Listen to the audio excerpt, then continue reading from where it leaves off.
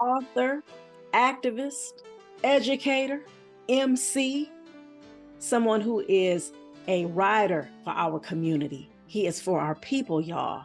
That's right, Mr. Tyson Amir. He is going to be the guest on my upcoming episode of Real Reading Talk. And this is a show that you do not want to miss. Please stay tuned. Hello, everyone, and welcome to another episode of Real Reading Talk. I am your most gracious host, Ms. Sasha. And with Real Reading Talk, I discuss the real systemic issues that are at the very core, the very foundation, as to why there are low levels of literacy in the Black community and the ways in which we can combat these issues together. All right, y'all, just like I told you, season 3. All right, this is episode 21, season 3. And I said, as much as I possibly can, I want to make sure that I bring on dope Black authors. All right. And this brother right here, this dope brother that I just literally not too long ago found out about, not only is he a dope Black author, he is an MC, okay, and an activist, creator of a curriculum as well, y'all, educator out there just doing the thing, okay? And he is out of the Bay Area. So I would love to welcome Mr. Tyson Amir to Real Reading Talk. Thank you. Thank you so very much for that introduction, for the invitation. And yeah, we still getting to know each other, right? But I appreciated you reaching out. And then as I did a little bit of research on your work and, asked you some questions, I'm like, oh, for sure. I love what you represent and I love what you stand up for in our community. And so without any hesitation, I was like, whatever you want to do. I'll jump on a podcast. I'll come out there to Cleveland. You know what I'm saying? What you want? Well, what's happening? Because it's so important for us to be involved in the work in our community for our people. And I see you as somebody who's doing that. That's the tradition that I come from the community that raised me. And so it only makes sense for us to collaborate for the sake of our people. Alhamdulillah, that's what I'm talking about. Y'all, this is about to be dope, y'all. I know y'all feel that energy, right? This is awesome. So first things first, the formalities. We want to know your background, all right? Of course, I said you're from the Bay Area, but you gonna tell it, you know what I'm saying? Where you from and, more about yourself. You have that. I appreciate that. So I throw up the W, you feel me? Because I'm from the West Coast, I'm from Cali. Born and raised California native. I'm from the Bay Area, and anybody that has some knowledge of the Bay Area, or if you don't, I'll run a quick geography for you. So I'm from San Jose. San Jose is considered the South Bay. San Jose is the largest city in the Bay Area, 1 million plus. The cities that are a little bit more well-known from the Bay Area, you have San Francisco, of course, an international city, and a lot of history in San Francisco. And then you have Oakland. Oakland is the town. So we call San Francisco the city. We call Oakland the town, and San Jose ain't really got a nickname. I mean, the area code is the 408. So those of us from San Jose, we say, we represent the 408. And then it's also the birthplace of what folks know as Silicon Valley. And so when I was coming up, 80s, 90s, especially 90s, going into the 2000s, when what we're dealing with right now, the internet, how it was becoming more of a consumer reality, or, manifesting in more homes for people. So much of that stuff was born right there where I'm at. The headquarters for Apple Computers is right on the border of San Jose. It's in Cupertino, which is like a suburb of San Jose. Zoom, which we're on right now, the headquarters for Zoom is in San Jose. Facebook, of course, moved out to the South Bay. Google, Facebook, which is now Meta. Google is out there. Netflix is there. I mean, so much of what we think of and what we experience when it comes to the internet, especially social media, that's where it's at. And there's so much money there too. And this is not a credential for San Jose or Silicon Valley because there's so much wealth there, because that wealth was accumulated in a very violent way. But anyway, that's where I'm from. And then the larger cultural experience of the Bay Area, I'm also from that too. It has its separate enclaves, but it spills over into all of the different regions. And so one of the really powerful things that came from the Bay Area is just this political history from the Black experience. And so you'll see Black Muslim culture being very strong in the Bay Area. And in Black political culture, the Black Panther Party was founded in Oakland on October 15th, 1966, Huey P. Newton, Bobby Seale. And the legacy and the impact of the Black Panther Party is felt all throughout the Bay, all throughout California, all throughout the country and internationally. And so, yeah, I'm from that. I'm like thoroughly from the Bay Area. Cultural experiences, it's my foundation, and it's part of why I do what I do. Wow. You, first of all, I appreciate you dropping all of that, those gems, that knowledge, that history, right? Because number one, you have people in my age group, and you have a lot of younger people as well, who don't know that history, especially as it pertains to the Black Panther Party. And I love how you broke down too, even just the whole aspect of Google and, all of this, the technology that, what I'm saying, that we're utilizing throughout the day, all day long, you know what I'm saying? And how you broke that down. That right there was just thorough. So I appreciate you for that.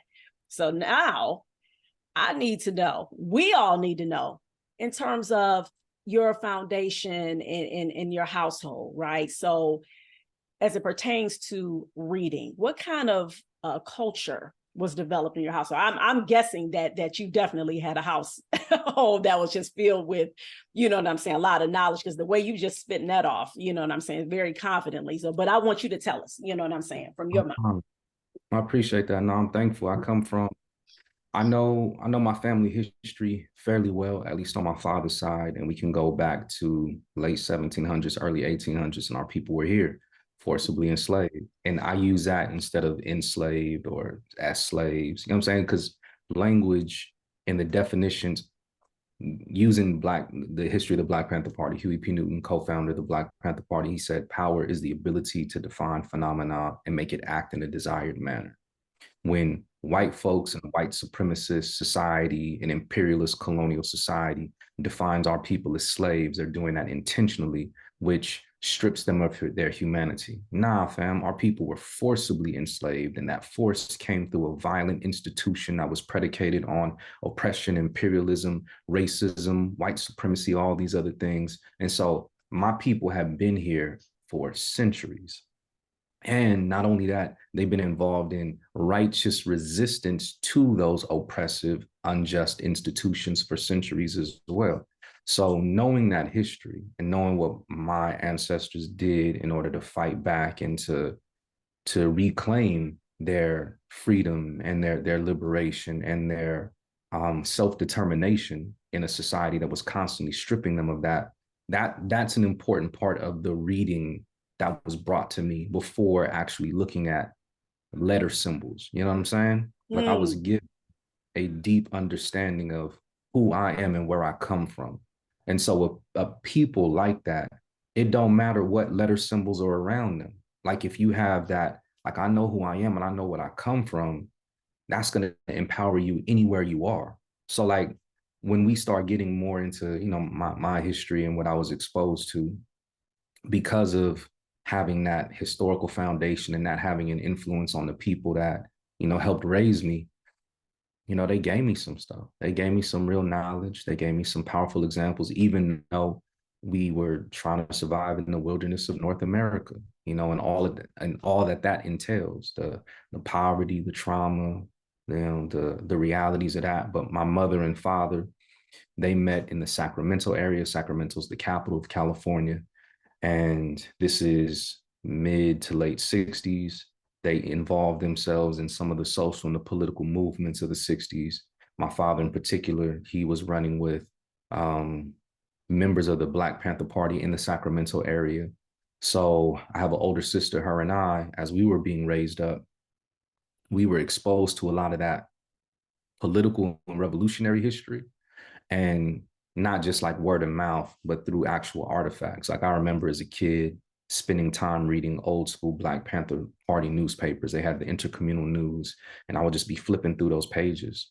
And it just captivated me, seeing these pictures, seeing the illustrations from Emory Douglas and a lot of the other artists that were part of the Black Panther Party, and then just seeing powerful examples of Black people in those pages. So there was that. And then my mother in particular, she was somebody who has been extremely influential for me as a connoisseur of literature, because I don't know anybody for real, like, and this is not me trying to embellish in what I'm saying. I really don't know anybody who I saw read more than my mother. Like, every time I would see my mother, she had a book in her hand when I was a kid. She read, romance novels and a lot of other stuff like that. That was her thing. But then she also loved Black authors. So I was connected to the world of Black literature through my mother. You know what I'm saying? Like, my father, he's a great example too, but my mom, she would just read and read and read. And then, like I told you, me being raised up in the Bay Area and the technology of the Bay Area, my mother, she was the first person I ever saw with a digital book.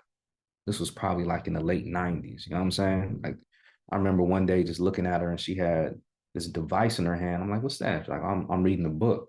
And, I looked at it, was a screen and the words was on the screen. You feel me? I'm like, dang, fam, she was super high tech with it. She was trying to get it however she could get it. I remember her doing audiobooks too, way back in the day too, before, all of that stuff. But anyway, my mother, she introduced me to the world of Black literature.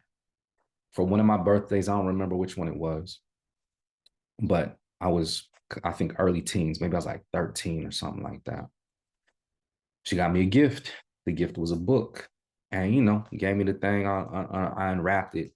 And the book was entitled Black Boy by Richard Wright. And she told me, she said, I think this is going to be a very important author for you. And I think this is going to be a very important book for you. At the time, I didn't know. I just didn't have the capacity to digest the material. I tried to read through it. It was beyond me. So I had to come back to it years later. And when I did, everything that she said was correct. So we'll get into some of my literary work. So I have a book entitled Black Boy Poems. The reason why it's named Black Boy Poems is because I'm paying homage to, there we go. I'm paying homage to Richard Wright and his autobiography, Black Boy, because he's who inspired me to want to write. And my mother was correct. She knew. I don't know what she saw, but as a parent, you know your child to a certain degree. She knew that that piece of literature, when I finally sat down and really gave it the attention that it deserved, would be transformative for me. And she was right. But she introduced me to so many different Black authors. And then my father, similar, like, we would be at different events and, be in Black spaces and Naeem Akbar and, Before the Mayflower. And I mean, so many works that Frantz Fanon, because of the political and revolutionary tradition. Matter of fact, I remember this was in the 90s, it was like 93, 94. Um, Sister Elaine Brown, who's the only woman who ever was the leader of the Black Panther Party, her autobiography came out. I remember we went to the bookstore to go grab that. And like, everybody in the house was fighting over trying to get time to read the book because it was such an important thing for us. So literature in terms of like letter symbols, but then literacy also in terms of being able to see and understand and read your people. So being in places where that was happening, making sure that we were aware and present in social and cultural and political moments that were important. So I remember late 80s, Nelson Mandela, when he gets out, like, I remember as a kid, we would be in the stores and we would look at stuff that were on the shelves and be like, nah, we don't buy that. We don't buy that. We don't buy that, because we're boycotting these companies because they support apartheid in South Africa. So that was a literacy piece for me. That was a different type of reading and an understanding. And, you building that in the foundation of a child, like, oh no, we don't do that. We don't do that. And then from where I'm from as well, like in the Bay, there's a big mixture. Not to say that other cities are not diverse or other areas are not diverse, but there's a big mixture of communities. And so, like, the Latino community, Mexicans, El Salvadorians, Hondurans, Guatemalans, so folks from Central America, big, strong communities there too. There was, and there still is, a big movement that was started by Cesar Chavez and Dolores Huerta, the United Farm Workers. And so these were folks who were combating the oppression that farm workers were experiencing, who were being exploited for their labor in so many different ways. And there were multiple protests and boycotts. And so one of the big things that was happening before I was born and then into, my life and my consciousness was we would boycott grapes. Like you wouldn't buy grapes. So in Spanish, we would say no uvas, but just boycott grapes. So then we'd be in the stores and see that. Now we don't buy that. We don't buy that. So there was stuff that was about South African apartheid. There was stuff that was being in solidarity with other communities, which was a part of my literacy as well. Like being able to understand, oh, okay. So we don't only just stand up for ourselves, we stand up for other folks too. Cool. And that becoming like important foundational elements for me. And then, of course, seeing things in video and film and song and other cultural artifacts, that's an important part of the literacy, the learning and the reading for me. And then when I sat down with an actual text that had words, symbols on a page or on a screen, that stuff being important. And so my community around me, my mother in particular, my father as well, but then the community around me, exposed me to so much. And I think that's part of why, I look and I sound the way that I do and I move the way that I do. Brother, you are like a revolutionary's dream. I mean, it's like, seriously. I mean, this right here, all the way you painted the picture, number one, you didn't just go into, oh, okay, yeah, my parents, they were, they, just start talking about how you were like, got maybe read aloud to or whatever. That was not what you did, which is great. I mean, you literally showed the process of how you got to that point, like you said, to the actual text. This right here, the gems that you're dropping is just absolutely phenomenal. And it's like more and more, I'm like, subhanallah. I'm so glad that you accepted the invitation of being on the show. I mean, because this literally, you encapsulate seriously, like what it is that I want our people to do in terms of creating that culture of literacy, like how you talked about. And just to be clear, when I'm looking down, I'm taking notes. You know what I'm saying? So I'm putting notes in my phone as you're talking. So just like you said, being able to read your people, that was something that you were taught. We stand up for others too. All of this message is so poignant because, as we know, what's happening right now, in Gaza. And it's like it's educating us as Black people to understand. We understand that these aren't Black folks in terms of people in our community, but the commonality that we do have, we understand what this false notion of white supremacy is. We understand what that oppression is. And so anybody with any common sense, understands that what's going on. What I'm saying, with our brothers and sisters there is extremely wrong, and we know the root cause of it. And I love the fact how you broke that down in terms of your roots, what I'm saying, your foundation, and this is literally what it is that I want people to start doing in their homes, having them literally, just like how you painted the picture, not just having a book, but creating the reading experience. Yeah, because go ahead. We need to decolonize so much of what we're exposed to. So when I was on the podcast that we connected through a few weeks ago, Sister Sabria, shout out to her and her work, we talked a little bit about that. We talked about it in terms of relationships, like decolonizing the way that we understand our relationships. Fam, these people, this Western white supremacist world, these folks, they're not an example for us in anything that we should be followed, as in we should be doing. If we do take them as an example, they're an example of what not to do. You know what I'm saying? And so for them in their society, this is my analysis, so nobody else has to accept this, but I'm perfectly fine with standing up for what I see and what I understand and what I believe.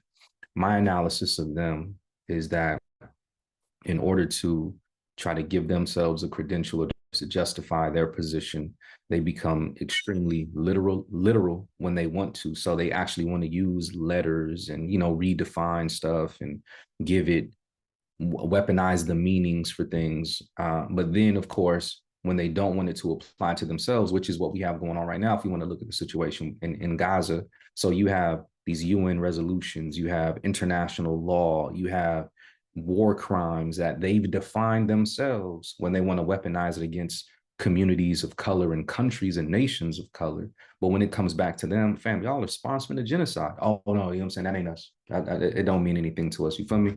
But that's them. They want to state the rules of the game in their favor. So they want to put the stuff on paper and then weaponize that whenever they want. And then whenever they feel that they don't need it to apply to themselves, which is also a weapon, they do that. So they're very literal.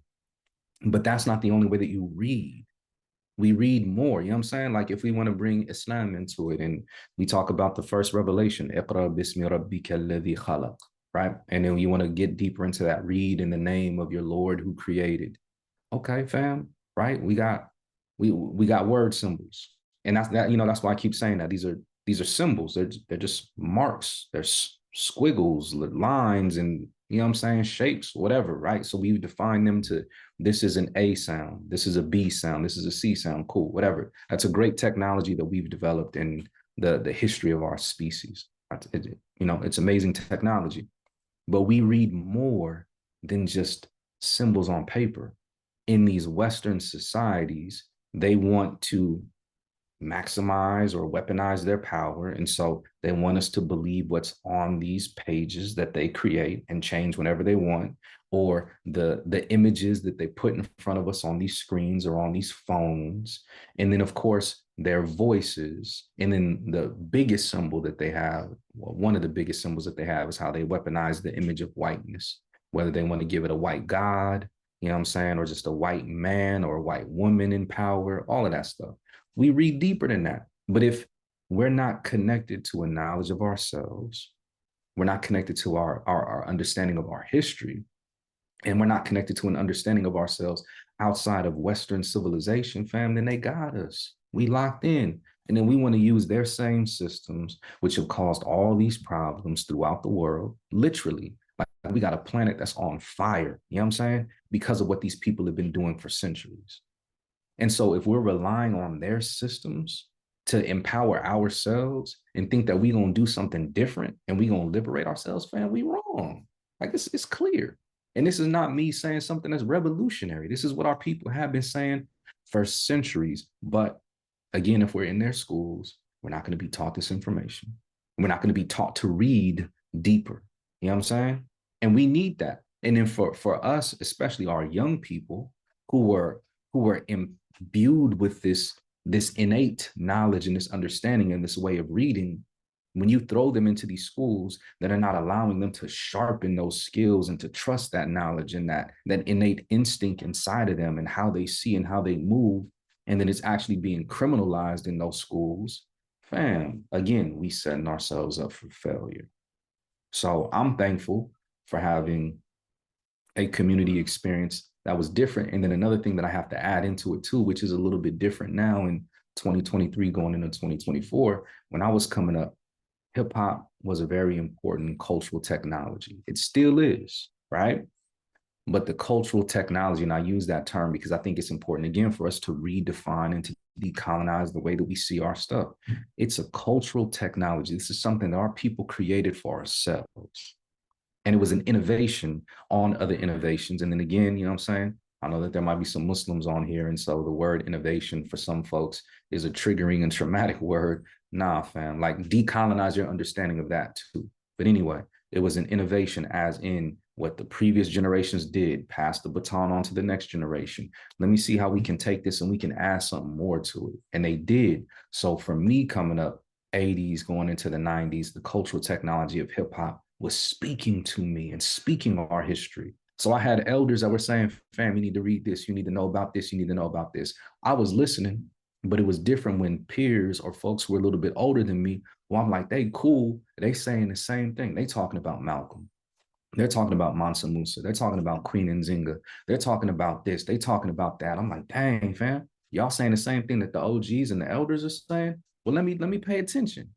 You feel me? And it was easier for me to read and to understand and to connect through verses and through bars and dope songs sometimes than it was for me to open up a textbook or a book.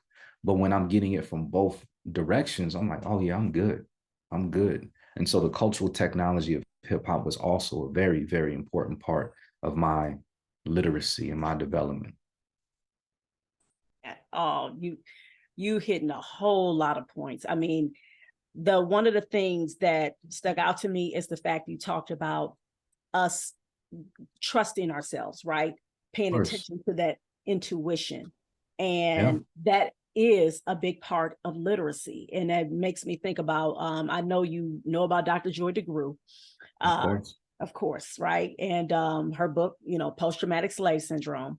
And that's one of the things that she talked about in terms of this aspect of us paying attention to that internal barometer, right? Mm-hmm. And that is something that the false notion of white supremacy, that ideology, that was one of the key ways in which they were able to enslave our people, was because of the disconnection piece. They want to disconnect us. They, instead of us being whole, as we know, that's from our African ancestry, our roots, being holistic. Okay. Understanding that our soul, all of that, everything, our soul and body, our mind is all intertwined. They want to disconnect, break things up and say, okay, well, no, this is separate from that. You know what I'm saying? It's, and again, when you do that, it takes away from you actually being able to pay attention to yourself, trusting yourself. And just like you talked about in terms of with our kids, they're going in these schools, and when they'll say things like, I don't think my teacher liked me. You know what I'm saying? The first thing, a lot of times, unfortunately, we've been accustomed to in the Black community, what you talking about? No, you just want to get out of doing your work. You know what I'm saying? You're not valuing, what your child is saying, because again, just like what you talked about, reiterating that fact of buying into this white ideology. Well, if they said it, then it must be correct. They the teacher, they know everything, they got the degree, whoop-de-whoop. It's like, no, that may not be the case. You know what I'm saying? Having that connection. And I love the fact how you having that connection, what you're telling us, that connection with your parents, your mother and your father, and then how you just dote on your mother in terms of seeing her read and all of that. Again, can you just stress that, you know what I'm saying, importance for our audience? Because a lot of times, you know what I'm saying, people don't understand, especially in this society, the mother, for a while, the mother's role would be diminished. It would be looked at as, well, you're just a mom, especially if a mother is maybe at home with her kids or whatever. Oh, it's not that important. Now people are starting to come out of that, you know what I'm saying, thinking now, you know what I mean? But please drive home for us that importance, you know what I'm saying? Maybe even speak to some special times you remember, you know what I'm saying? In addition to what you talk about, the Black Boy book, that you had. Yeah. So it was like, when I just think about my childhood, and I think about my mother, almost every time I see my mom in one of my early memories, she has a book in her hand or she has a book close by her. When she slept, she always had a book on her nightstand. You know what I'm saying? Like, it always had and she would go through 2, 3, sometimes 4 books in a week, 7 days. You know what I'm saying? And these are thick books. She's raising kids, she's working, and she a wife dealing with whatever's going on in that relationship, and still got time to read. And so it wasn't like we had major conversations about it. It was just a constant image. So for, all right, thinking about it from the Islamic standpoint, there is the I believe it's a hadith, and it talks about, like, play with the kids for 7 years, be their friend for 7 years. No. All right, play with the kids for 7 years, and it's like you teach them for 7 years, and then you befriend them for the next 7 years, right? Like, that's a rough approximation of how you help raise up a child in, the ways of your society and the ways of the world. So in those first 7 years, for me, she was modeling something which was really important, like the importance of literature. She got her specific flavor and her taste in literature. I got mine. You know, so I like to read a lot of nonfiction. If I get into some fiction stuff, I like mystery. You feel me? Walter Mosley is one of my favorite authors, and that's another thing. Like I got that from my mother. So as you know, as an MC, you know, that was part of my introduction. I love the rich use of language, especially the ability to be able to paint pictures and tell powerful stories. And so I think that's something that she saw in me as well. And she was like, I want you to read this author, Walter Mosley. So she introduces me to Walter Mosley, Devil in a Blue Dress, and then, you know, his whole Easy Rawlins series. And it had action, it had mystery, it had adventure. And he's so colorful with language. Anytime, and especially in that series, like this is me just recalling the series. Every story or every title of a book has a color in it. Devil in a Blue Dress. Think Little Yellow Dog, Black Betty. I don't know. There's a whole bunch of them. He got so many of these books. I read every one. He's so colorful in all of his descriptions as well. That's stuff that just stands out to me when I see that. The way that he describes the physical stature of somebody, you know, the way that they move, the way that they talk, you know, how they smell, how the sweat dripping, you know what I'm saying? Like all that. For me, as somebody who just enjoys language and then it would eventually start creating my own stuff using language, that was so rich. But she modeled that. And then when it was necessary, she would help guide me to things that she felt would be important to me. And then another thing too that I also have to give respect to, like in terms of literature from my father. So my mother, she was into books, a whole bunch of different authors. My father, he he was creative, you know what I'm saying? Like he would do some poetry stuff every now and then. He was a photographer. He was more creative on a visual level. And so he introduced me to comics. So I would read comic books.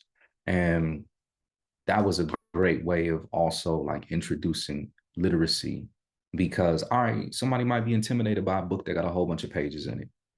Get them a comic. And then especially comics that are written in great ways, colorful language, really powerful images, and great storytelling. Again, decolonizing our understanding of literature and literacy in this Anglo-white, Anglo-Saxon, Protestant, white supremacist, colonial, imperial. Comics are not viewed in the same way as reading a textbook. Fam, it don't matter. However we want to get into it, let's get into it. And then again, stepping back out of their understanding of the world, decolonizing that. When we look at historical movements, especially in our community, I remember I tripped out when I was taught this about Dr. King and like the SCLC, Southern Christian Leadership Conference. So they had a paper, they had, you know, stuff that they would send out. And during his time as a leader of the SCLC, they developed comic books in order to, you know, inform and empower the communities. Because they're like, we want to give our people access to literature that is telling our stories in as many different ways as possible.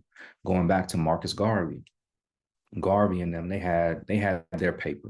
Black Panther Party had a paper. The Nation of Islam, they had a paper. Like we can look at so many different movements from our tradition and be like, our people understood the importance of being able to tell our stories in ways that make the most sense to us, to our people. And then going to another historical figure, which is really important to me, you know, especially like being in the world of education, Carter G. Woodson. So Carter G. Woodson, when he forms his Association for the Study of Negro Life and History, this is like 1914, 1915.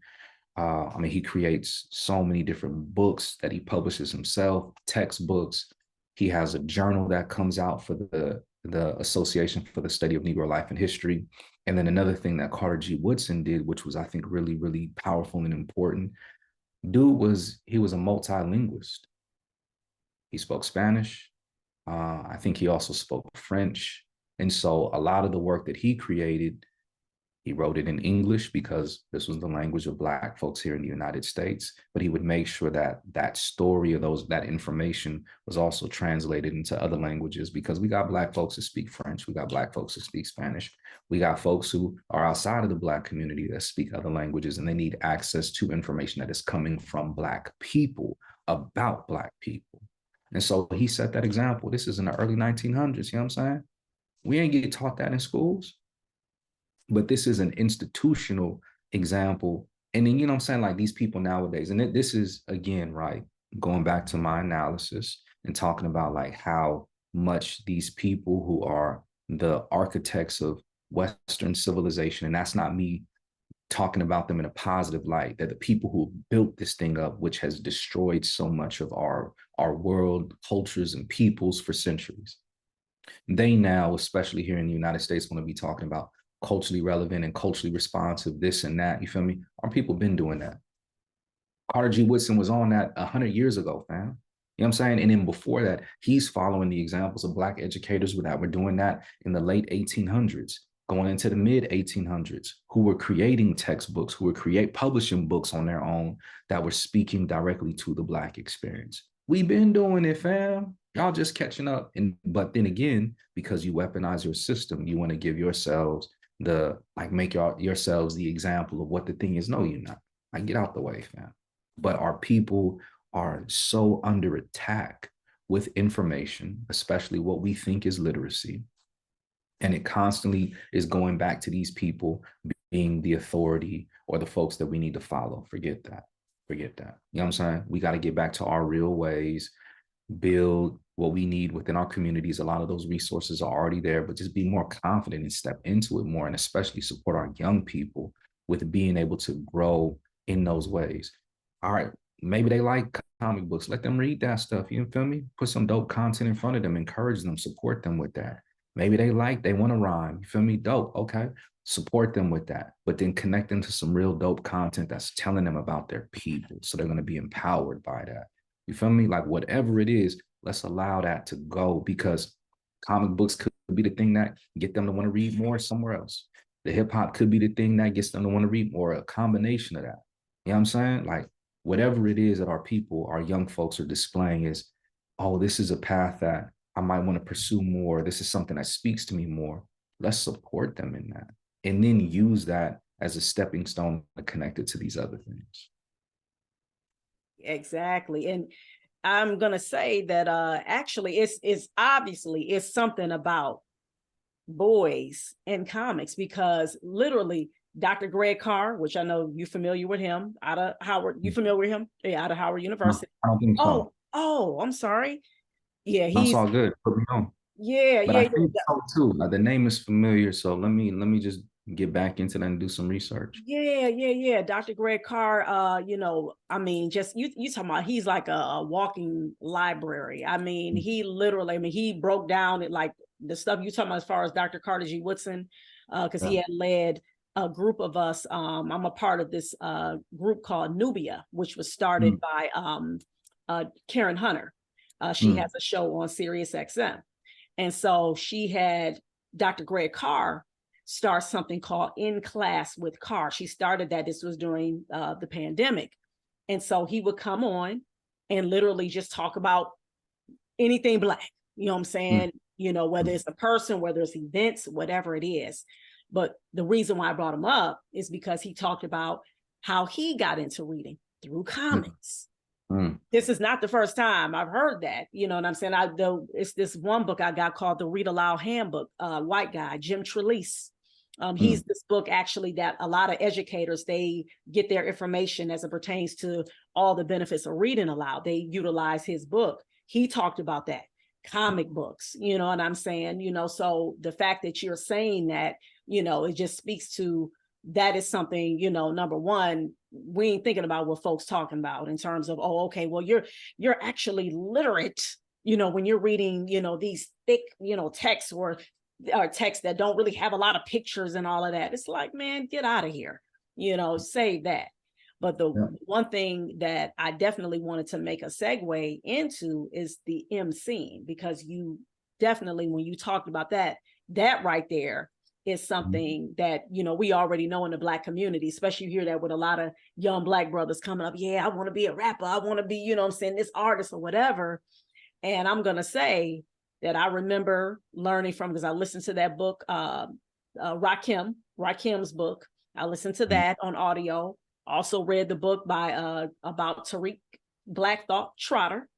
and how he talked about becoming a dope MC was the foundation of that was reading, being very literate, because it gives you a lot of vocabulary and everything. So I wanted you to, number one, tell everybody what, for those who don't know, what an MC is, and, how did you become, start getting into MC, and how important reading is as it pertains to becoming a dope MC. I appreciate that. Yeah. So I would say, like, my understanding is nuanced because I'm all about this revolutionary decolonized way of being, you know what I'm saying? So we have an industry that is driven again by white folks. You have a lot of Jewish folks who are in the music industry and in the entertainment industry, who are gatekeepers, who put money behind certain folks. And this is more of what like the music industry looked like before streaming and what it is now. But still, like, they're there. You can't get around these major entertainment institutions that exist. Those things are not about our people. They've been about exploiting our people since the inception. So MCing for us, like I was talking about hip hop being an innovation, it's an age-old tradition. You know what I'm saying? So I did my DNA through African ancestry this year, and we have I'm a lot of the West African folks, of course, Nigeria. But one thing that stood out was from the Cameroon, and apparently I have ancestry from the Bamalinke people. I'm still studying and trying to get more familiar with them and who they are. But when we look at a lot of our cultures, whether we want to go all the way back into quote unquote ancient times, and we're in Kemet, not Egypt, we're in Kemet. And then I'll add a little thing on that too about the comic piece, and then I'll come back to what we're talking about. The first language that we know of, written language, was a language that was a combination of written symbols and picture symbols, metu neter, which these white folks like to call hieroglyphics. We don't give them credit for anything that they coin. That's a description of our people, because our people spoke profoundly for themselves. And so that was a language called metu neter. We learn, fam, through images and word symbols. But in their system, where they want to make it just be these letter symbols or these word symbols, and then like try to belittle how we can read and we can understand in other ways, we set ourselves up for failure. Like, know who we are, fam. Like, that's the first language ever that, at least in recorded history, that we know, because we know that our people were the first people on the planet. And so they were the first people to begin communicating, to begin writing things down. We might not have the archaeological evidence to support some of that stuff, but when we do, based on our knowledge right now of archaeology, the oldest language is a language that combined pictures and word symbols. Anyway, so back to West Africa and just our peoples and the oral tradition. That's where we come from. So an MC, for me, when I look at that, is an extension of people who mastered the oral tradition throughout time and place in our historical tradition. So our people being stolen and trafficked across the Atlantic Ocean and then subjected to all these inhumane and the most evil form of forced enslavement that we've ever seen in the history of human beings, still survived that and able to speak about who we are, what we're going through in all these creative different ways, and all these different languages of colonization as well. You know what I'm saying? Like, it don't matter what language our people are speaking, we out there doing our thing. So using English, 1600s into the 1700s, 1800s, 1900s, into now, the way that we have been able to show our artistic and our creative ability with how we've been able to master this language and use it as a weapon for ourselves. So when I say I'm an MC, that's my understanding. I'm coming from that. I'm coming from all these different generations of our people who have weaponized this language for themselves, used it to tell our stories the way that we need to tell it, in all the different creative ways that we've done. And then another thing, right, again, because these folks are never going to give us credit for what we do, especially the power of what we do. there's no other literary art form for real, right? Like we can let's test it. And if I'm wrong, I'm fine with being wrong. But there's no other literary art form that I am aware of that exists that you can combine or you can put so much information and data in it in a short period of time. All right, so right now we're just speaking, so I'm using my regular speaking voice. But if I was rhyming, I'd be using, all right, so we had a 16 bar verse. Well, there's more information that's going into each bar than just my regular speaking voice. And then we got some folks who they rap double time, where that 16 bars actually becomes like 32 bars because you're able to say that many more words in that same space. You feel me? And then not only that, it rhymes.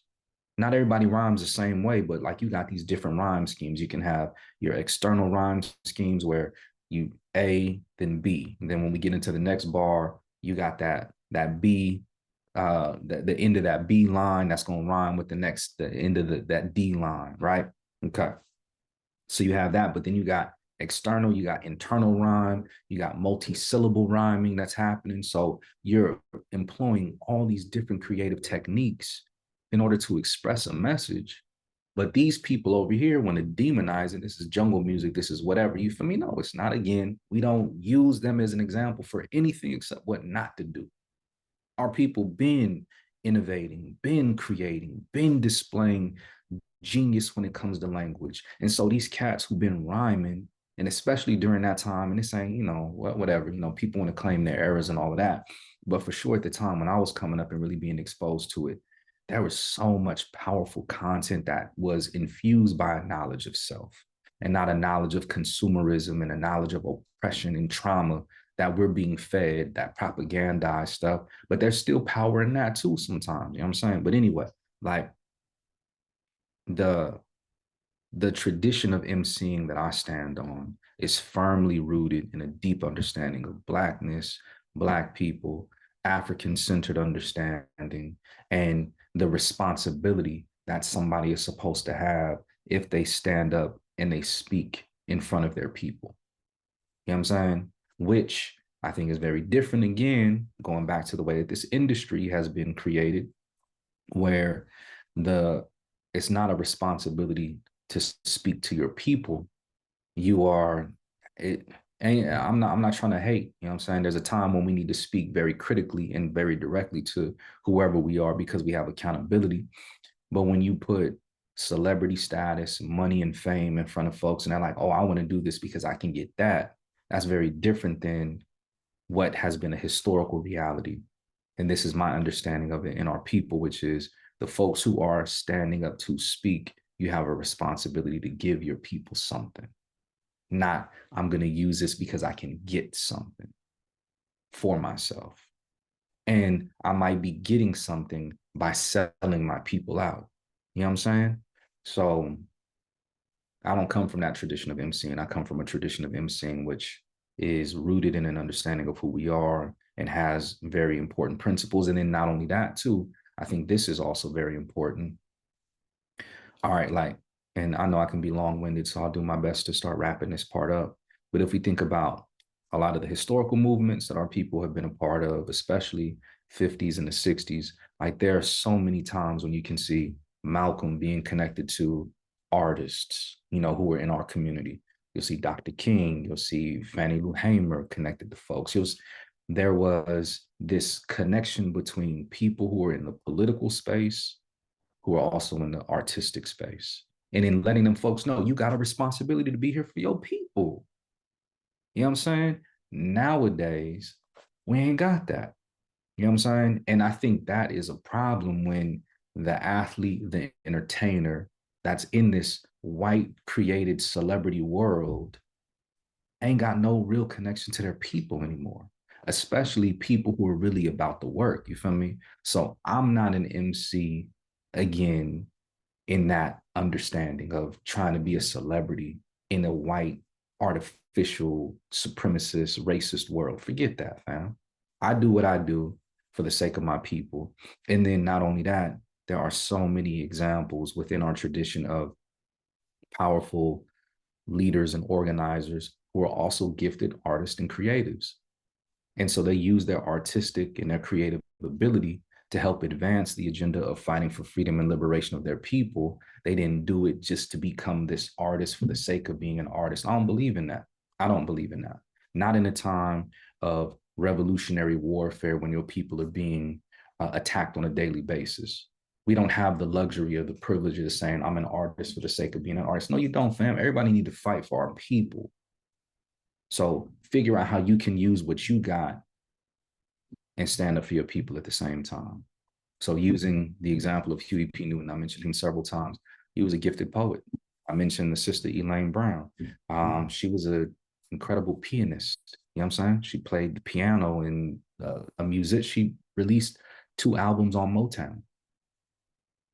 She was given the directive by the Black Panther Party. We want you to create an album for our people, talking about the social and political realities, because our people are listening to music. So let's be out there and let's speak to them in that way too, because it was part of a revolutionary agenda. You know, the Honorable Louis Farrakhan, he's a violinist. I mean, we can, so many examples that we can point to of folks who were gifted and talented in multiple spaces, but also understood their responsibility to stand up for their people. So for me, and the way that MCing came to me, it came to me with that understanding. And so I willed that space differently than, you know, some other people might do it. And it is what it is, and that's okay. That's just the reality of it.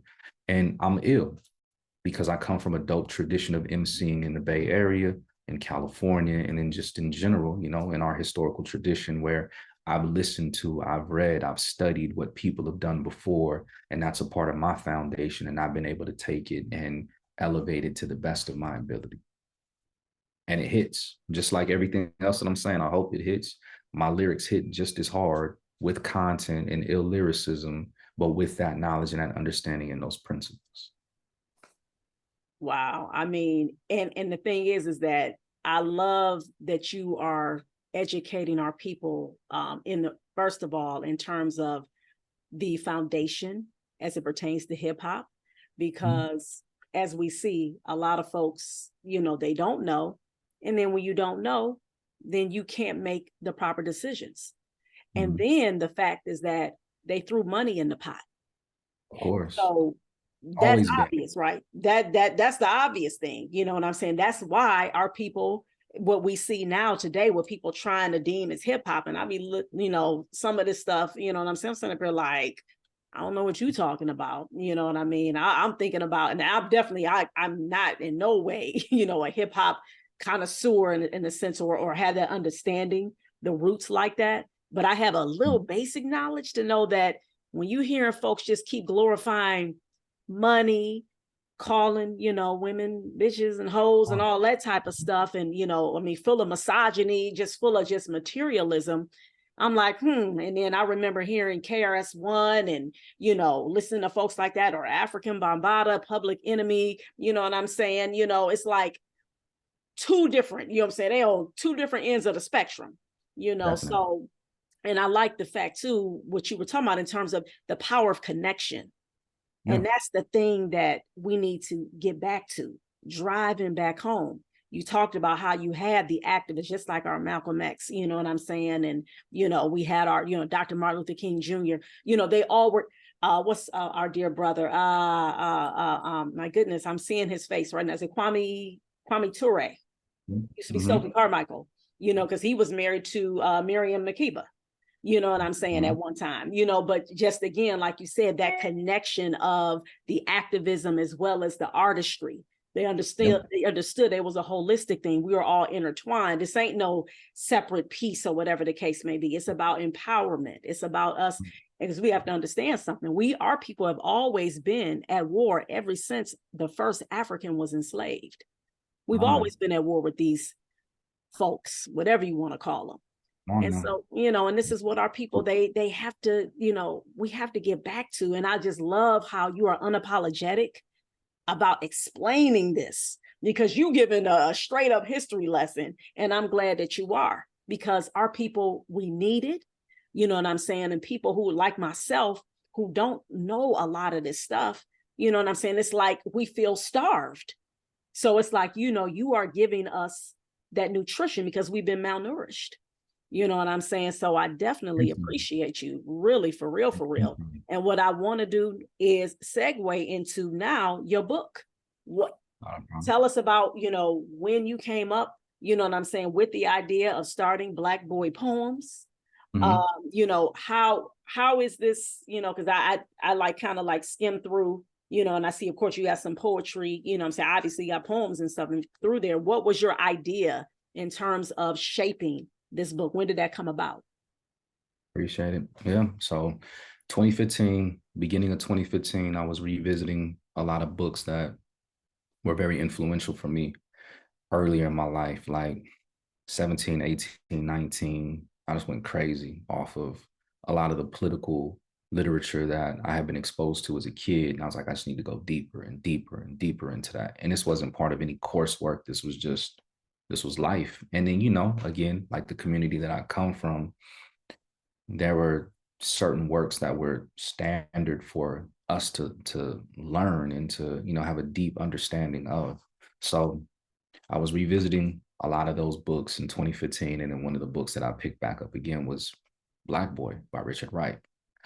And prior to this time, so this is I'm in my 30s at the time, and I had never at any point in time in my life was like, I want to be an author. Never thought about that. You know what I'm saying? Like, where where do we see that in our communities? You know what I'm saying? It's not as common as somebody being a football player, a basketball player, or you know, being some celebrity, some other way, an actor, actress, musician. Those are things that are more common as in images that we're being exposed to. But of course, we got a whole bunch of Black authors. We do. It just ain't pumped the same way. But anyway, I never thought about that. But after rereading Black Boy again in 2015, that was the first time in my life. And I was 35 at the time. It was the first time that I ever felt compelled to want to write something of my own. You know what I'm saying? Like I put out multiple albums, dope MC, uh, multiple verses, spoken word stuff. Of course, I got these thoughts. You know what I'm saying? I've been teaching for a number of years at that time, but never had I thought about putting together a work of my own. And so Richard Wright hit me. It's like, bro, you need to do it. And instantly, I knew everything that I was going to do. I knew it. I knew that I knew how the book was going to look. So if you don't mind, hold the book up one more time. So the reason why the cover looks like this is because as I was coming up, a lot of the political and revolutionary work that I was exposed to that came from the 60s and the 70s, those are the types of covers that they had. They were very strong, like the contrast between the color and the text that was the title. Like I used George Jackson's work as reference. So Soledad Brother, Blood in My Eye, like the copies that I saw from that, some of the other political literature from, again, like late 60s, early 70s. I'm like, dang, I want to give it that same feel, but I want to make it hit for the 21st century, right? So, you know, I'm just inspired by my past and inspired by those who inspired me. And then because of Richard Wright's work, so I talked about my father's family, my mother, her family's from Mississippi. So we're multiple generations in Mississippi. Richard Wright is also from Mississippi. So there's a strong Mississippi connection for me and my family with Richard Wright. And his work, that book is just, it's everything that my mother told me when I was a teenager, like what it would be for me. And the power of his pen, how unapologetic he was about speaking about the realities that he saw, especially the power of our people, the how should I say it? The inhumanity of this system that we're being exposed to. I mean, his pen is legendary. So I was like, yeah, I got it. I can do it. But to do it for the 21st century is going to require the cultural technology of hip hop. Richard Wright didn't have that in his day and time. He's writing in the 1930s, 1940s. He didn't have hip hop like what we got. And I'm somebody who is really a dope practitioner of that tradition. So a similar historical understanding, social, cultural, and political understanding of Richard Wright, but I'm a practitioner of hip hop as well. And I'm also a beneficiary of some of what Richard Wright helped put into movement because of his literary work and the political movements of the 40s, the 50s, the 60s, the 70s, moving into the 80s, and the latter part of the 20th century. So I'm like, I can write something which, in a sense, is like an update to what Richard Wright was speaking about in his day and time. For our day and time, I can bring in the cultural technology of hip hop, and I can put together what I think is a very important revolutionary message for the people. Although I've never written a book before. Again, this goes back to like my understanding of an MC. I'm not an MC for the sake of MC, and I'm not an artist for the sake of being an artist. I'm a freedom fighter because that's the tradition that I come from. That's the original tradition of Black people in the Western Hemisphere since the first brother or sister was forcibly stolen and enslaved on the African continent. That's when that tradition was born. Before we was ever celebrities over here in the Western context, our first tradition is righteous rebellion, revolutionary freedom fighting, and liberation seeking. I come from that. So of course that's going to be in the text. I'm gonna use my hip hop, I'm gonna use my poetry, I'm gonna use my lyrical skills to do that. And then I'm gonna bring in the contemporary analysis to support that even more. And I'm gonna create something just like what our people have been doing. We've been constantly innovating. The way that Black Boy Poems looks as a book, it don't look like anything I've ever seen before in my life. And it wasn't like I need to make something original. This is what I have inside of me. This is what I have to give to the people. And it's going to look a certain way as a result of that. So the book has an introduction, an extended introduction, which goes a little bit into my background. And then I define some terms, and then I speak to some other things that are important for understanding the text. It has 16 main chapters. Every chapter has the same 3 elements. It begins with one of my original pieces. So either verses from songs, straight ahead spoken word pieces, because it's important to start the conversation, especially in the 21st century, by using the cultural technology of hip hop, especially for young folks. They need to get them bars first. You know what I'm saying? They need to know, like, yeah, your boy is real with it. So then give me some more of your attention. So I hit them with the bars first. And then thinking strategically, I'm like, all right, some people, when they read it, they ain't gonna be able to read it with the proper cadence. So I recorded videos for every poem that's in the book. That's on YouTube. And then that's me thinking about the curriculum piece, because I'm like, people need to be able to get it however they need to get it. You know what I'm saying? And for the original intention and the presentation to also be presented. All right, so that's there. So it starts with that.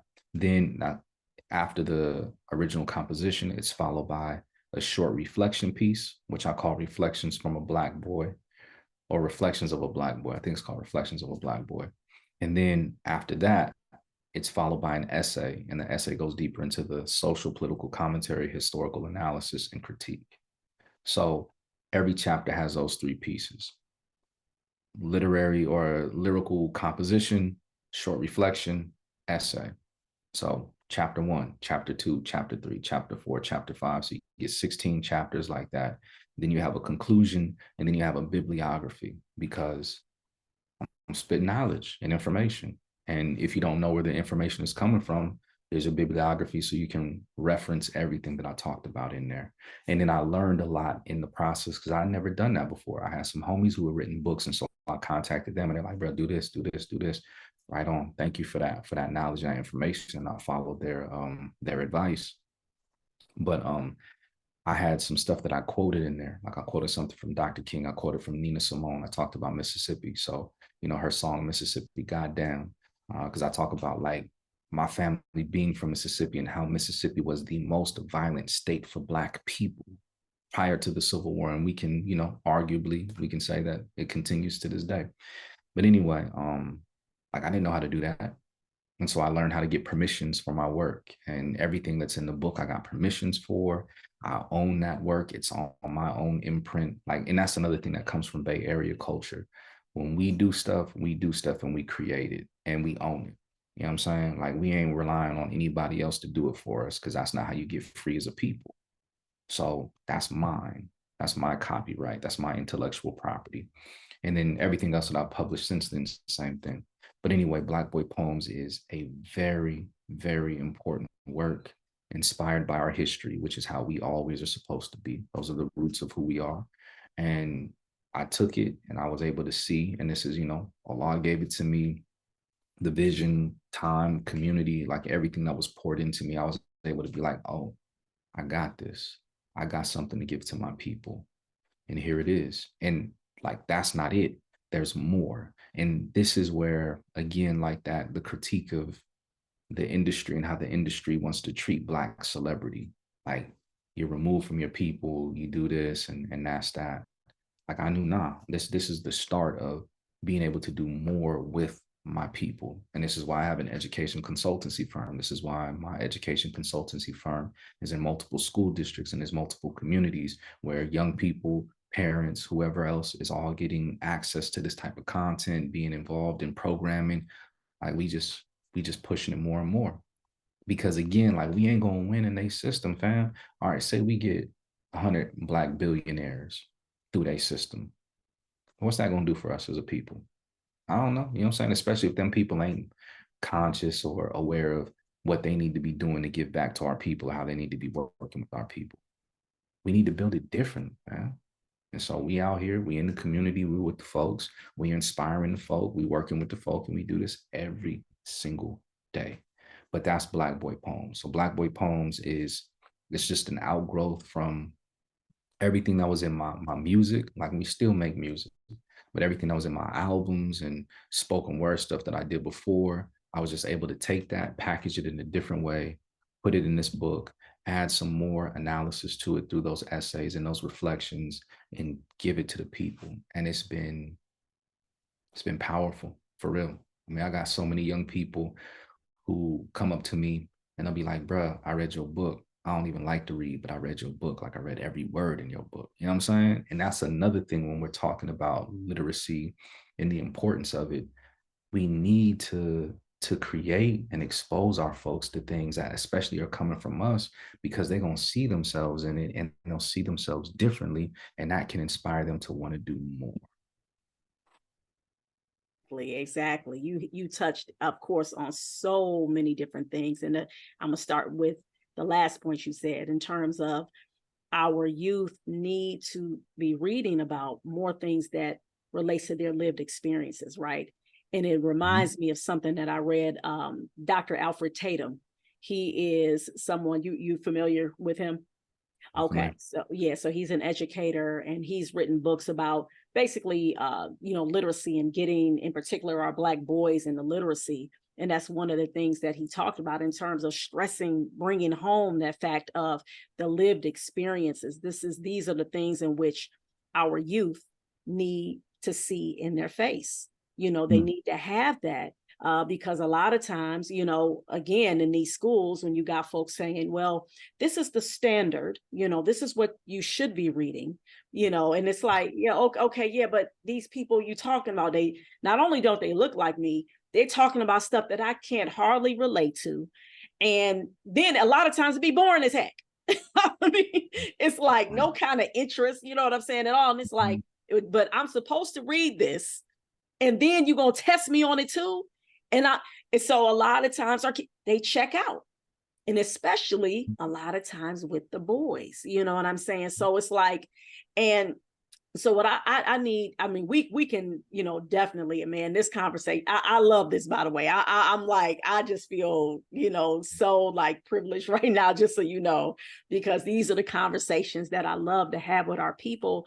And a lot of times it'd be hard to like literally like go there, like, with some Black folks, you could talk about certain things, yeah, we need to have more culturally relevant, material, and, we need to have more, Black characters and Black, and it's like, yeah, that's the surface though, because we'll see, yeah, we may have more Black characters, I'm saying, now in books, but sometimes it's still like, you have the Black characters, but it's still that, what is it, the white, you know what I'm saying, this, just like, what Frantz Fanon's book, what is it, Black, what is it, White Mask, Yeah, Yeah. exactly. Blackface, yeah, black skin. But yeah, right. Black skin, white masks, right? You know what I'm saying? So that is something that we're dealing with constantly. It's like, yeah, just because we see something black, just like our folks say, just because they're your skin folk don't mean they're your kinfolk. Don't Exactly. mean that they got that same consciousness. You know what I mean? So, but my question for you to start bringing everything to a close is, how do we change this trajectory that we have in the Black community? Because, quite frankly, I mean, you are like, you don't have a lot of Black folks who have that foundation that you got. I mean, you got some who, you know what I'm saying, who had, just like even with myself personally, I wasn't raised on this foundation. You know what I'm saying, that you were raised on. Quite frankly, I wasn't even raised in a house where literacy was even like something that was promoted. I didn't grow up totally opposite. You said you grew up with your mother, seeing her reading. This is, of course, no knock on my mother. I'm just keeping it real. You know what I'm saying? I didn't grow up seeing her, reading books. She only time I remember seeing her read was when she was in college and she was getting her associate's degree. And I remember she had to study. And then I would see my dad reading the newspaper. But I grew up TV, that, you know what I'm saying, period. So my question, how do we get the community to be on board, at least to understand the importance of literacy, and how do we like get our youth, you know what I'm saying, into reading? Because it's, I mean, you already know the high levels of illiteracy. You see the statistics, only about 10% of our Black children, and for Black boys, you know what I'm saying, it's less in terms of being reading proficient. I'm sick and tired of these doggone statistics. So what can we do to change this? It's by any means necessary. Seriously. So, I mean, the reality, there are certain things from my vantage point. The reality is this: the majority of our students, our young people, are still going to schools that are part of the system and this institution that have caused these problems in the first place. So again, us thinking that these systems and these institutions are going to shift without us doing something don't make no sense, fam. It's going to keep producing the same thing that it has produced because that's the way that it's designed. It's just the reality of the situation. So if we are not doing something different, as in Black folks who care about our Black kids, then we ain't gonna get a different result.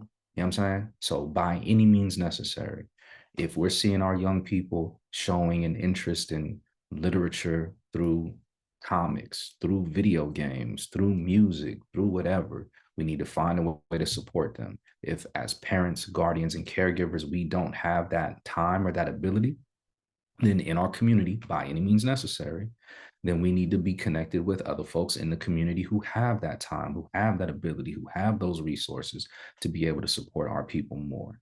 And then some of us, fam, we just need to take more accountability. Like we need to be, all right, using Comrade George Jackson. I may have said this in the podcast with Sabria as well. He said, and George Jackson, political prisoner, he was assassinated at San Quentin State Prison in the Bay Area. He was the field marshal of the Black Panther Party. He said, I now know that the most damaging thing a people in a colonial situation can do is to allow their children to attend any educational facility organized by the dominant enemy culture.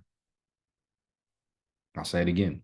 I now know that the most damaging thing a people in a colonial situation can do is to allow their children to attend any educational facility organized by the dominant enemy culture. That's the reality for the majority of Black families here in the United States. You know what I'm saying? We don't even understand the fact that we're in a colonial situation. We don't understand the fact that we're sending our kids to schools that are organized by a dominant enemy culture. This is an enemy culture. Like, we afraid to say that. We be in spaces and Black folks, when they want to say white people, they want to whisper, oh, white people. Fam, what? What are we doing? You know what I'm saying? We don't know what's going on. You know what I'm saying? I'll throw out another thing. I put that quote in my book, Black Boy Poems. I put this other quote from Sun Tzu in the book as well, because I think this is important. Sun Tzu in The Art of War, he talked about a people and this is me paraphrasing now, people who know themselves and they know their enemy, they'll be successful in every battle. If you know your enemy, but you don't know yourself, you'll win one and you'll lose one. If you don't know your enemy, you don't know yourself, you're destined to lose every single time.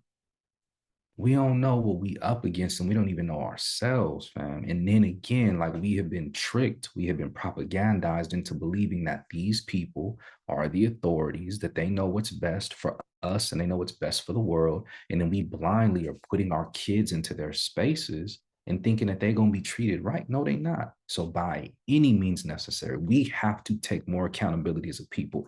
Every single individual that's listening, there's something more that you can do in order to fight for Black people and to fight for Black kids. And if you have limitations on that, that's all right. Then that limitation doesn't have to define us. Then we need to be connected with somebody who can expand on that limitation and make that a strength. All right, so there are things that we can do more in our community. Part of that, representation is important, exposure is important. Black Boy Poems is a very important text. There are other important texts that have been created by Black authors, Black, you know what I'm saying? And then us just also decolonizing that, an author for author's sake. No, fam, you got to be connected to your people and really be about our people because it's wartime. It's been that. We didn't ask for it. The war is at our footsteps. It's at our doorstep every single day. So we got to know how to respond. So there are institutions that we can build. There are, of course, resources and books that we need to have our young people exposed to. We need to support them more in whatever ways that they're demonstrating their inclination to a specific type of literacy. There are things that we need to do more within our own community to connect with other people who can support us where we know that we have a deficiency or we have a limitation, right? And then we need to have our own schools. That's not something that's going to happen right now, but that's work that we need to be doing to make that a reality in the near future. Part of why I have an education consultancy firm is that I know that we need to have our own schools. We ain't going to be able to build those schools right now. So what needs to happen right now for the students that are in those schools? We need to occupy space in those schools as much as possible to be able to protect Black kids now. And so that's another thing. There need to be more folks who have education consultancy firms who have programs and are going into the schools who can see Black kids in them schools, who can make those teachers and those staff members treat those Black kids differently, who can change policy in those spaces right now. So the experience that Black kids are having right now is different because we don't have them schools. We had more schools back in the day. We don't have those schools now. In some places, we might have more, you feel me? But the majority of our kids are in schools organized by dominant enemy culture. We need to be in there and infiltrate so we can protect our kids. You know what I'm saying? And then we need to be building up more of the resources within our communities. And then each community looks different. So, like in Cleveland, let's go. Let me pull up. You feel me? You already got people who are doing dope work on the ground. Some of that stuff needs to be amplified more. I'm not saying I'm going to be the magic piece in that, but how can we amplify that work more? What are some things that we can do more of? All right, cool. Let's figure that out. In Chicago, let's do the same thing. In Philly, let's do the same thing. In Atlanta, let's do the same thing. In Houston, let's do the same thing. Wherever our people are at, you know what I'm saying? And let's make that happen. And let's be creative and let's be bold, fam. But don't allow these people who have created these problems for us to think that they're going to do different to solve these problems in our community. That's just, it's so ridiculous. And that is not what a free people do. And that's what we want. We want to be free. So we need to control our own. We need to be self-determining and we need to build our own. And we need to take this responsibility on for ourselves because they're not going to do it. They are perfectly fine with the situation being exactly how it is. So there's a lot that we can do, you know what I'm saying? And that's part of what we do. Like, that's why we have curriculum. We got books that we create. We got programs that we do.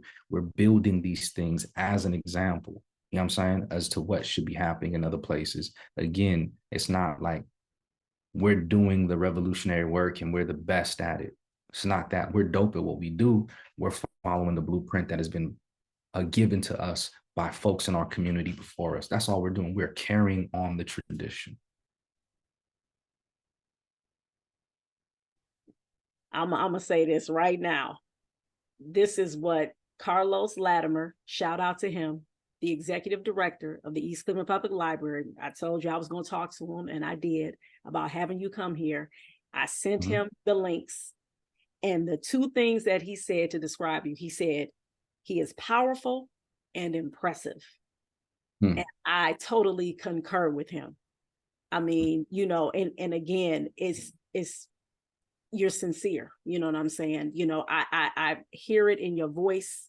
You know, I'm just listening to you and watching your demeanor. I mean, just everything is just the love that you have, you know, obviously for yourself, which is an extension of what your parents, what they have put inside of you, which is a love for our people. And I hope that people are really, really getting that and understanding that right there. That's the foundation. This is the foundation as it pertains to us changing this trajectory, getting rid of this high levels of illiteracy that plague our communities, and knowing good and dang on well, that's not where we come from. We don't come from that. We literally, you know, I know we hear all the time, we come from greatness, but it's the truth. It's the truth. We come from greatness. And we have to assume, you know what I'm saying? We have to assume that position again. We have to get back to that. But like you said, in terms of the knowledge of self, the power of connection, you said that a lot. That was a recurring theme. You know what I'm saying? Understanding who we are, the power of connection, being unapologetic about calling out what this crap is, because we still operate in that scaredy cat space. You know, I'm always, you know what I'm saying? I'm always constantly, even within my own self, you know, I'm asking Allah to purify my intentions, remove the scaredy catness away from me, remove that fear, you know what I'm saying? And walk unapologetically, of course, strategically, you know what I'm saying? Definitely, you know what I'm saying? But unapologetically, making it clear, you know, what it is, you know, that we need to be doing and having our lane, you know what I'm saying? Just like I like how you talked about in terms of meeting the kids where they are. You know, they into the gaming, you know what I'm saying?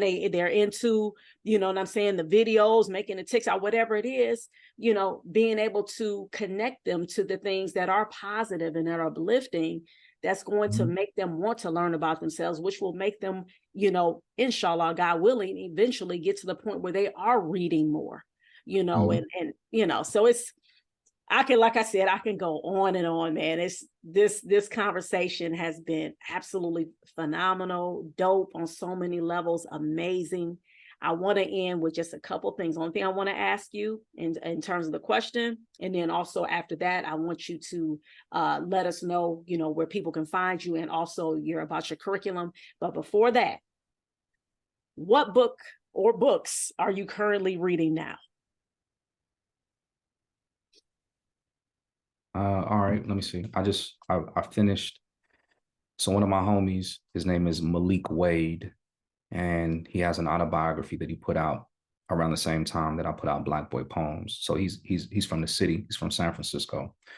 His book is entitled Pressure, and I read it years ago, and I just found that he had an audio book for it. So I was like, oh, bro, I didn't even know that. You feel me? So I hopped on that just to listen to it, and so I finished Pressure recently. Let me see. What else do I have that I'm in right now? Oh yeah. This is gonna sound like real Bay Area centric, but the homie Andre Ward, who was one of the dopest boxers of this modern generation, he put out an autobiography. It's called Killing the Image. I'm listening to that right now as an audio book. Let me see what else. What else was I in recently? For you know, because we like we're really in the schools a lot. So I listen To Kill a Mockingbird because that's in the curriculum for a lot of the students. It's a horrible text. I'm saying these white folks love this book. The book is so horrible. I'll just give some stats on it why I'm saying it's horrible. Again, we send our kids to schools that are organized by the dominant enemy culture. And so for many people, right, they be like, I like that book. I like that book. It's celebrated in US culture as one of the, I think it's celebrated as like the best book that was produced in the context of the United States. Like this is maybe from the Pulitzer, like they did some survey within the past couple of years, and To Kill a Mockingbird came out as number one. The N-word is used 48 times in that book, right? And every time it's used in a demeaning way towards Black folks. It's only used by Black folks 2 times. And again, used in demeaning ways. Every single Black character in that book is a superficial, stereotypical representation of Black folks. The author, Harper Lee, these people love Harper Lee. You know what I'm saying? In many ways, she was writing a book to talk about the Scottsboro boys and what had happened in Alabama years before that. And just tell the story of the Scottsboro boys. Like we didn't need your Confederate recreation, which dehumanizes Black people every time they're presented in this book. People want to teach this book in schools to Black kids and to all kids. You feel me? So like, I'll be quick on this. Like one of the classes that I worked with on this recently, the kids were like, why do we got to read this book? I'm like, shoot, I feel you shouldn't be reading this book. This should not be mandated in your curriculum, but it is. Teachers are not equipped with skills to be able to teach that and minimize the harm and the trauma that can be caused through a work like this. And so when I'm talking to these kids that are in 9th grade, I'm like, part of the reason why this book is so problematic for y'all, so this is in California. So the standards, the California content standards are different. You know, state standards are different across the country. In California, in the first time that Black people are introduced to using their language as slaves is in 5th grade. The first time that Black people get introduced as a community referred to as Black happens in 8th grade, and that's like later in the year. The first time Black people get introduced as African Americans in the California Content Standards and Social Studies is in 11th grade, again, at the end of the year. So you're introduced to Black people as slaves before you're introduced to them as Black people, and, you know, a term that we gave ourselves. And then African American and people when use that term, you know, that comes much later. So I'm like, y'all are not taught about Black people in your school curriculum from pre-K to 9th grade. You barely get taught about Black folks in 8th grade if your teacher gets to that part of the curriculum. You know what I'm saying? So if this is one of your first real exposures to Black people being in a text, and this is what you're being presented, you being misinformed, fam, you being lied to. Because this did not come from Black folks. This is not how Black folks see themselves. But this is how you're being taught to see Black people in the text, and they reading the N-word out loud and all that. I mean, it's so problematic. So, I mean, that's another reason why that's in there. I don't know. There's probably some other stuff that I've been reading, but I stay in a couple of different books, like the 100 Years War on Palestine, Rashid Khalidi. I started that text too recently. I don't know. There's a lot of stuff that I be in the middle of. Yeah, that right there, you it's funny. You sound like me. It's like I have books that I started, and then it's another book that I'm like, you know, just finished and everything like that. It's why, and I thank you for breaking that down in terms of To Kill a Mockingbird. And it's like I never thought about it in that way. I mean, I read it because obviously we all, pretty much all of us had to read it. You know what I'm saying? Well, we was 8th grade, 9th grade, whatever. You know what I'm saying? We knew we had to read it. You know, and it's like, but the way you broke that down, I'm like, man, y'all, I hope, listen, y'all already know what it is. Y'all can rewind, make sure you have your notebooks and your pens, because Brother Tyson has been bringing it, y'all. And this is what Real Reading Talk is all about. And what I want you to do to end us with this dope conversation that we can go on and on.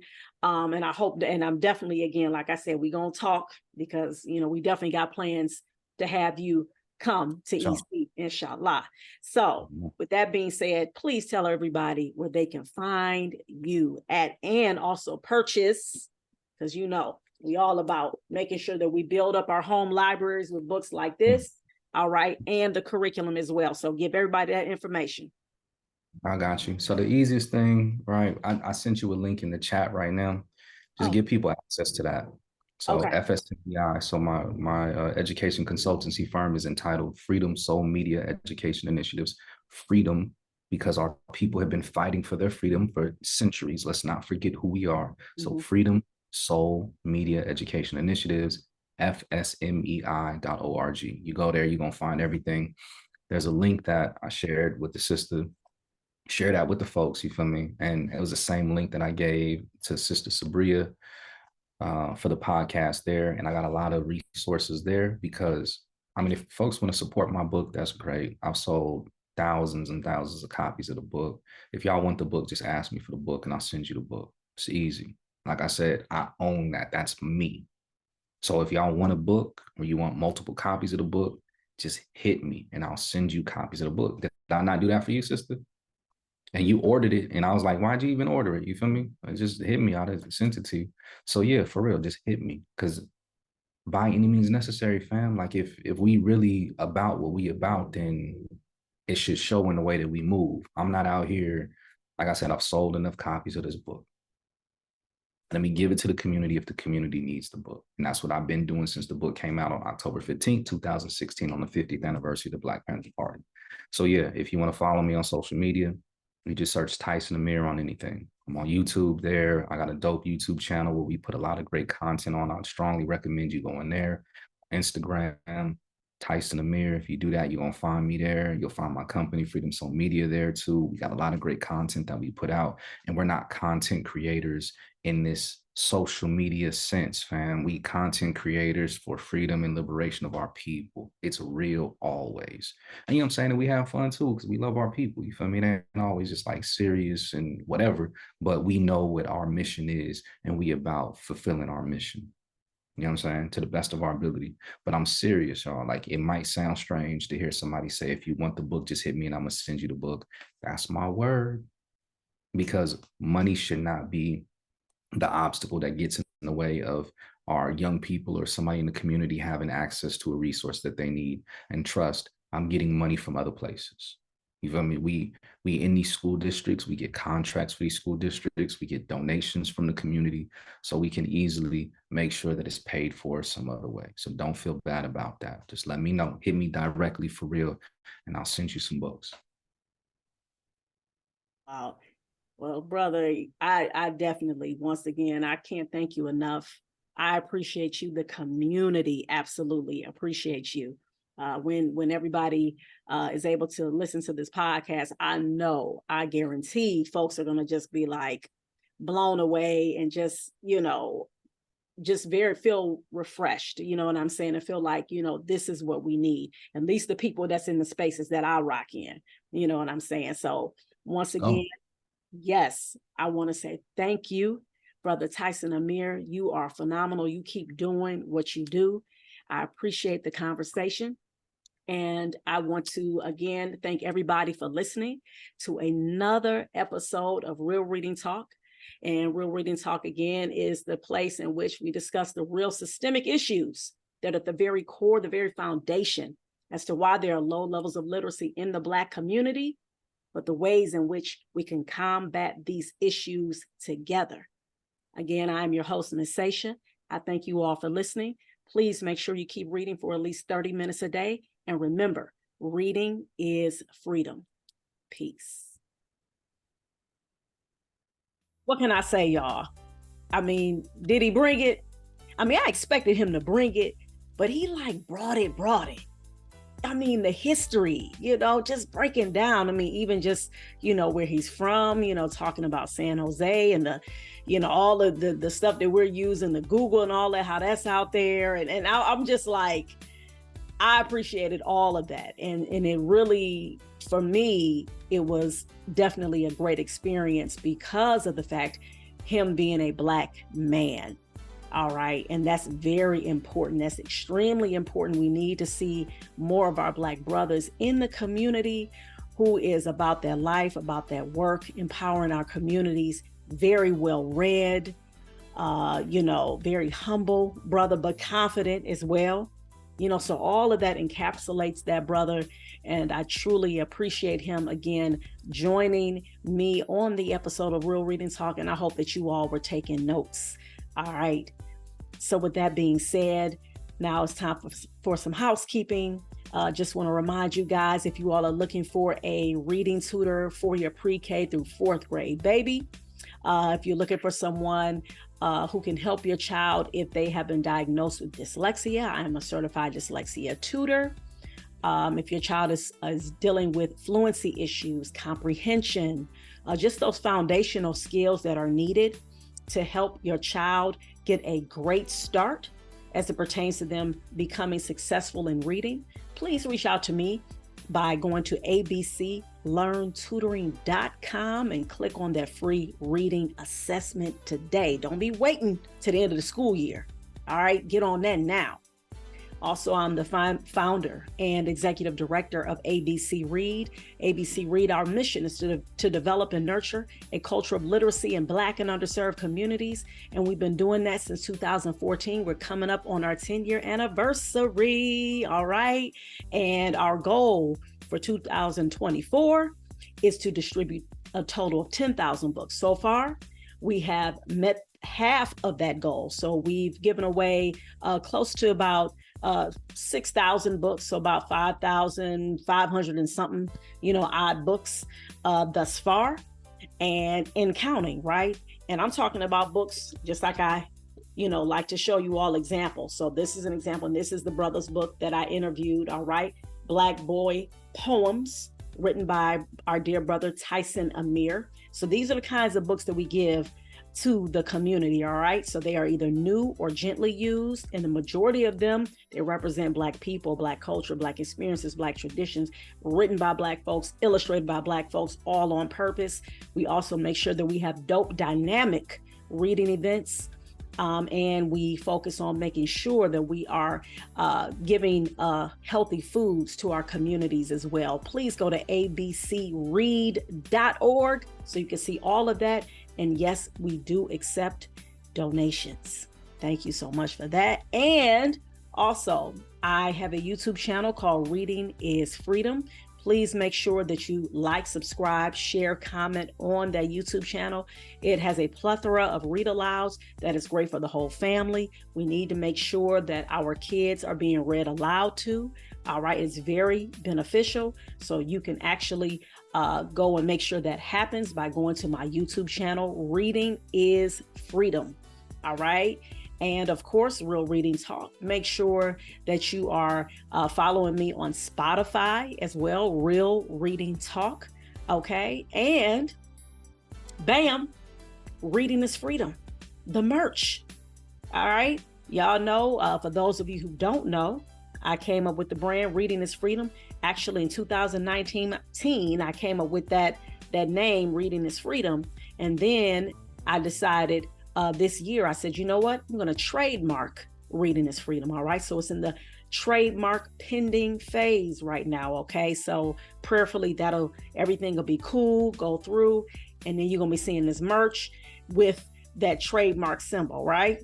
So please go to readingisfreedom.store and go ahead and pick you up either a shirt, get you a hoodie, a sweatshirt, get you a mug, get you a tote bag, okay? So that you can be styling and profiling while you are promoting this dynamic message of reading is freedom.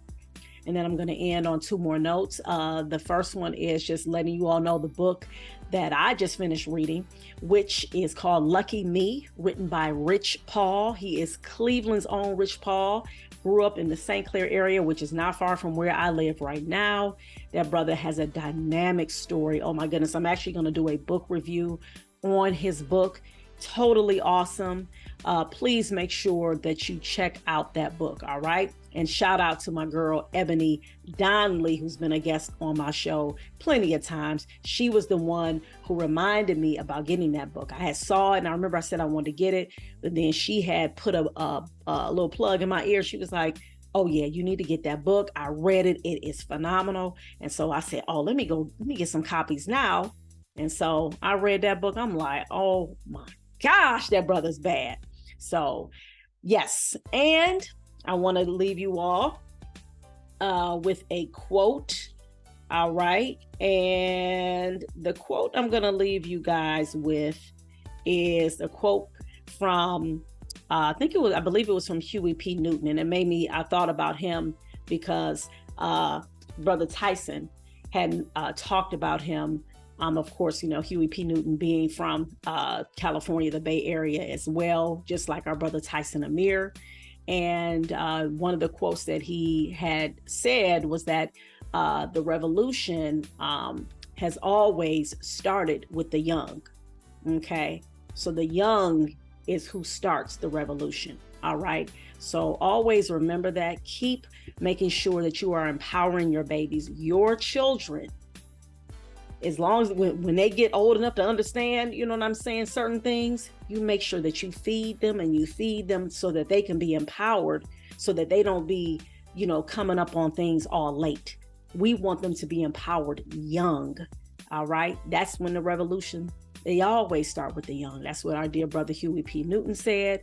And remember, reading is linked to our liberation, to our revolution. All right. Right. So here we go. And that's it. I thank you all again for listening to another episode of Real Reading Talk. My name is Miss Sasha. This was episode 21, season 3. Make sure you please keep reading for at least 30 minutes a day. And remember, reading is freedom. Peace.